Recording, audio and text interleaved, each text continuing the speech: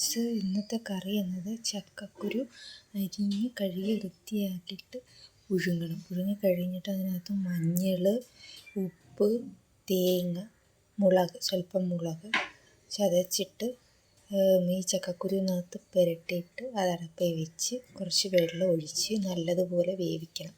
വേവിക്കുമ്പം ഇങ്ങനെ ചക്കക്കുരു പുരട്ടിയതുപോലെ കിട്ടും. അപ്പോൾ എല്ലാവരും ട്രൈ ചെയ്യുക. ചക്കക്കുരു നല്ല ഔഷധ ഗുണമുള്ളതാണ്.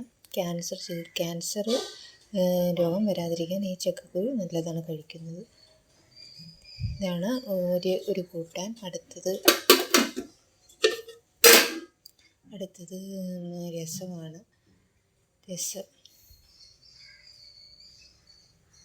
മുളക്, ഉള്ളി, വെളുത്തുള്ളി, ഇഞ്ചി ഇടുന്നെങ്കിൽ ഇഞ്ചി, പുളി എല്ലാം കൂടെ ഇട്ട് ചതച്ചിട്ട് അതിനകത്ത് കുറച്ച് വെളിച്ചെണ്ണയും പിന്നെ കുറച്ച് പുളിവെള്ളവും കൂടെ ഒഴിച്ച് നല്ലതുപോലെ വേവിച്ചെടുക്കുക. ഇതാണ് രസം. ഇത് രണ്ടുമാണ് ഇന്നത്തെ കറി. അപ്പോൾ എല്ലാവരും സബ്സ്ക്രൈബ് ചെയ്യുക, ലൈക്ക് ചെയ്യുക, ഷെയർ ചെയ്യുക. Thank you friends.